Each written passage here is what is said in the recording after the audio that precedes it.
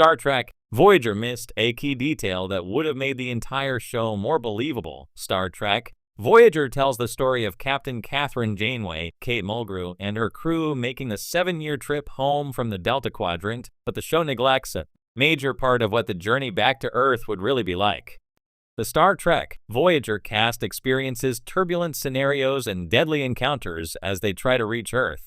And while that is to be expected for a lone Starfleet vessel stranded so far from familiar surroundings, the 90s Star Trek spin-off doesn't pay much attention to a particular aspect of its formula.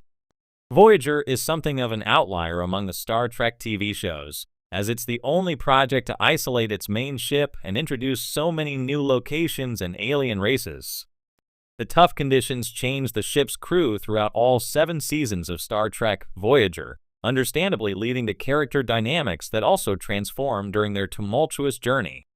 While they had the advantage of one of the most advanced ships in Starfleet, at least at the time of their departure, its fortitude was a little unrealistic, even by Sky-Fi standards. Janeway's ship made several enemies during its time in the Delta Quadrant. Between the Kazon, the Borg, the Hirogen, and all the USS Voyager's other adversaries, it seems like a miracle that Janeway's crew managed to lead such a cushy and relatively safe existence. Certain resources are mentioned quite often throughout Star Trek Voyager that once they're gone, they're pretty much gone for good. For instance, building more photon torpedoes is implied to be pretty much impossible, but the ship seems to have an endless supply. Another example is Voyager's complement of shuttles. The ship begins the show with a total of 2 shuttles, and yet far more are destroyed throughout the show. Although LT Tom Paris, Robert Duncan McNeil, does build the Delta Flyer, it takes a great deal of time and manpower. This is proof that building replacement shuttlecraft shouldn't be quick, easy, or gentle on a stranded starship's limited resources. Although Star Trek Voyager generally ignored its titular vessel's endless supply of almost everything, the show did make token efforts to prove the crew had to deal with certain hardships.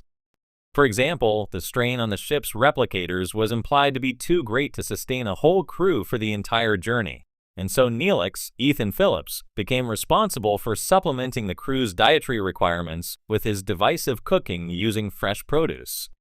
That being said, no one ever seemed to be going without home comforts, like coffee, replicated or otherwise.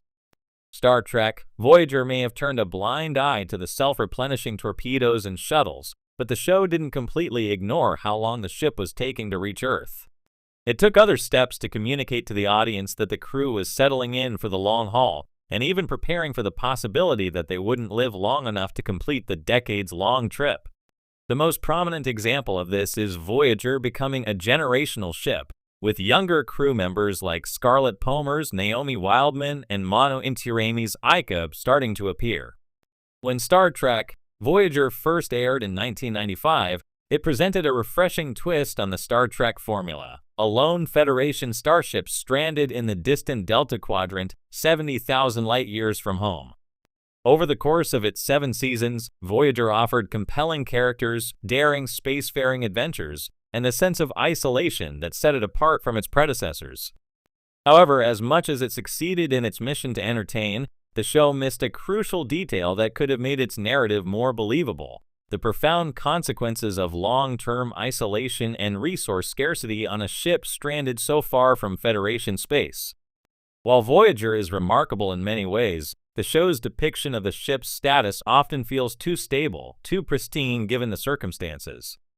Voyager's journey home was supposed to take 75 years, which would have meant decades of self-sufficiency, limited repairs, and dwindling supplies.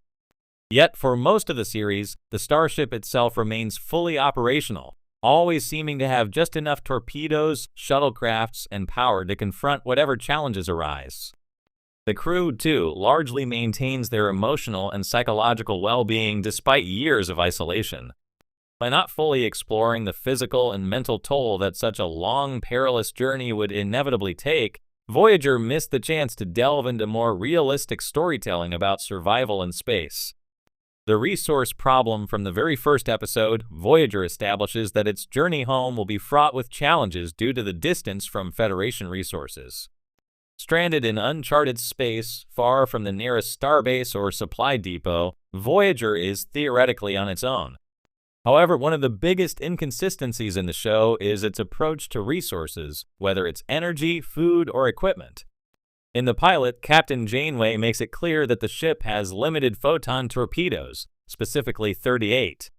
Yet throughout the series, Voyager seems to fire them with abandon in almost every major battle without ever truly running out. Even the ship's shuttlecrafts, which are destroyed multiple times throughout the series, are mysteriously replaced without clear explanation.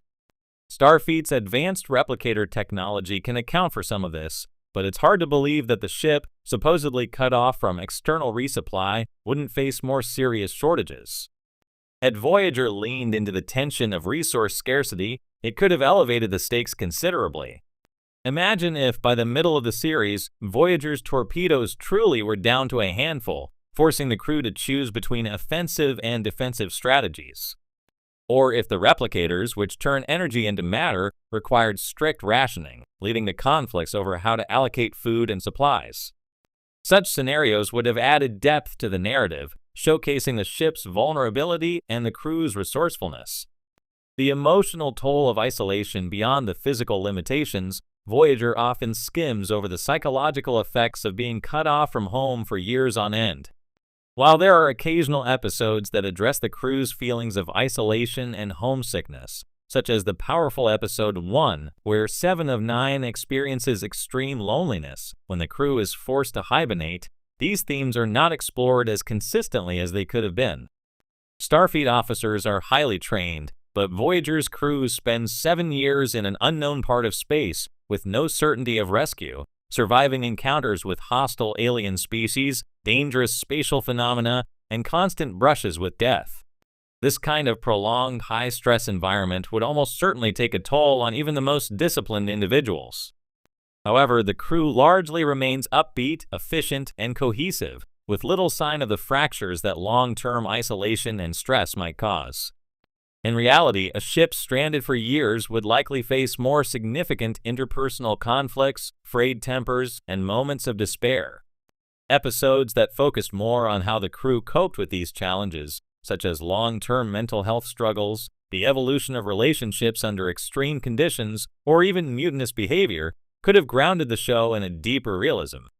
While Voyager occasionally touched on these issues, they were often resolved within a single episode, instead of being treated as ongoing problems that would naturally arise in such a scenario. Technological fatigue, another missed opportunity, was the lack of long-term wear and tear on Voyager's technology. The ship, while cutting edge when it was built, was designed to be maintained and upgraded at Federation starbases, resources that Voyager did not have access to. Over 7 years, it's reasonable to assume that the ship would start to show signs of aging, systems would malfunction, and the crew would have to find increasingly creative solutions to keep the ship running. While there are episodes where the ship suffers damage, Voyager always seems to come out the other side in tip-top shape. The starship's technology should have faced more serious deterioration, forcing the crew to retrofit alien parts, build makeshift devices, or even abandon certain systems altogether. By not exploring the gradual decline of Voyager's operational capacity, the show missed the chance to tell a richer, more desperate story of survival.